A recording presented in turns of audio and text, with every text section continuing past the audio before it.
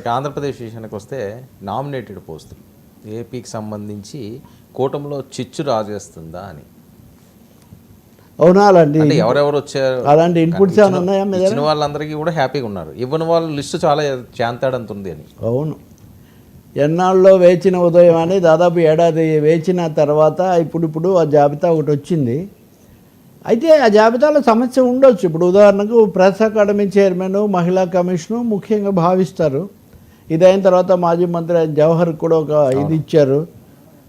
ఇవన్నీ కూడా Alapati సురేష్ను press academy chairman, గతంలో కొమ్మినేని ఉండేవాడు వీళ్ళ ప్రభుత్వంలో. ఆయన మళ్ళీ రాజీనామా చేసి వచ్చి సాక్షిలో తన పనులు అది చేస్తున్నాడు. ఆయన సురేష్ చివరి ఏడాది కాలంలో ఇవన్నీ చేస్తూ వచ్చాడు. బహుశా ఆయన 99 న్యూ వేవ్స్ వీటితో కూడా గతంలో ఇక్కడ పనిచేసినట్టున్నారు. నాకు కూడా చిరకాల మిత్రుడు ఉదయమే అభినందించాను. కాస్త వాతావరణము, మీడియా ఇదంతా మళ్ళీ కాస్త పట్టాలు ఎక్కట్టు చూడాలి, అనుభవం ఉన్నట్టుగానే. కాబట్టి న్యాయం చేస్తారని కోరుకోవాలి. ఎందుకంటే అనేక కారణాల వల్ల మీడియా విపరీతంగా విభజనకు గురైన ఒక పరిస్థితి.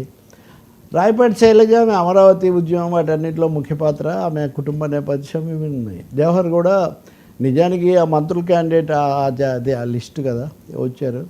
ఇంకా ఇతర ఇవి కూడా ఒక హరిప్రసాద్ జనసేన నుంచి తిరుపతి ఎప్పటి నుంచో ఉన్నారు పాపం. ఆయన చిరంజీవి కాలం నుంచి కూడా ఆ కుటుంబానికి ఆ పార్టీకి ఉన్నారు. రియాజ్కి కూడా ఇచ్చారు కదా, రియాజ్కి కూడా ఇచ్చారు. అంటే ఈసారి జనసేన లాయలిస్టులు లేదా మెగా లాయలిస్టులకు కొంచెం న్యాయం జరిగే విధంగా చూసినట్టు కనిపిస్తుంది. అది ఒక పరిణామమే. బీజేపీ నుంచి ఒక్కరికే ఇచ్చారు, బీజేపీ తరఫున ఒక్కరికే ఇచ్చారు. కాబట్టి అయితే మీరు అన్నట్టు ఆశావహుల జాబితా చాలా పెద్దది. 20,000 మందో 12,000 మందో ఆ దరఖాస్తులు పెట్టారని చంద్రబాబు నాయుడే చెప్పారు. ప్రతి చోట ఆయన కూడా పిలిచేవాడు, ఆహ్వానించాడు. ఇప్పుడు అసంతృప్తులు చాలా ఎక్కువగా ఉండే అవకాశం ఒకటి ఎక్కువగా ఉంది. ఇంక ఈ కమిటీల్లో కూడా పెద్ద పదవులు, చిన్న పదవులు, ఈ సమస్యలు అనేవి ఉంటాయి. కానీ ఒక దశ అయితే అయిపోయింది, పట్టాలెక్కే ఒక దశ అయితే వచ్చింది. బహుశా బుజ్జగింపుల పర్వం అది కూడా తప్పదు. జనసేన కూడా కొంత అసంతృప్తికి గురి కావచ్చు. 1-2 పదవులే మాకు అన్న దాంట్లో కూడా ఎవరు సంతృప్తి పరచలేరు కూడా. అన్ని పదవులు అందరినీ సంతృప్తి పరచడం కూడా సాధ్యం కాదు. కానీ ఒకటి ఇంకా వాయిదా వేయటం మంచిది కాదు అన్న కారణం వల్లే చంద్రబాబు నాయుడు ఈ నిర్ణయాలు తీసుకున్నట్టు కనిపిస్తుంది. పవన్ కళ్యాణ్ ఆయన ఈ మధ్య 1-2 సార్లు కలిశారు కదా, కలిసి మాట్లాడారు. ఆ తర్వాత ఇంకెక్కడ గవర్నర్ను కూడా కలిసి వచ్చారు. మొన్న గవర్నర్ని ఎందుకు కలిశారు అన్న దాని మీద కూడా చాలా ఊహాగానాలు వచ్చాయి.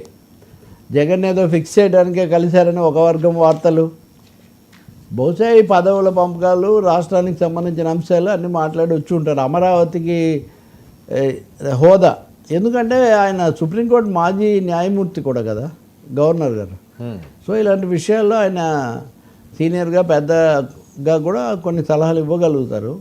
కాబట్టి ఈ నామినేటెడ్ పదవులతో ఇప్పుడు తేలాలి. మీరు అన్నట్టుగా కూటమిలో ఐక్యత, అసంతృప్తులు ఏ స్థాయికి పోతాయి, సర్దుకుంటాయా, సర్దుమణుగుతాయా అన్నది మనం ఇప్పుడు చూడొచ్చు.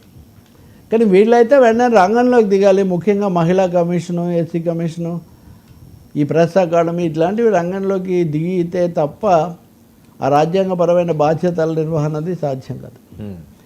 ముఖ్యంగా ఇప్పుడు పీఠాపురం ఘటన లాంటివి ఉన్నాయి, ఎస్సీ కమిషన్ అట్లాంటివన్నీ కూడా చూడాల్సి ఉంటుంది. ఇప్పుడు సరే, ఏపీ బీజేపీ వాళ్ళందరికీ మనం శుభాకాంక్షలు చెప్దాం. బాధ్యతల మీద రాజకీయాలు ఎలా ఉన్నా అండి, ఇవి ఆ తరగతులకు సంబంధించిన, వెనుకబడిన వర్గాలకు సంబంధించిన బాధ్యత వెంటనే నెరవేరిస్తే కొంత మేలు జరుగుతుంది. కొంత అధ్యయనం చేసి అసలు అసంతృప్తి చాలా ఎక్కువగా ఉంది.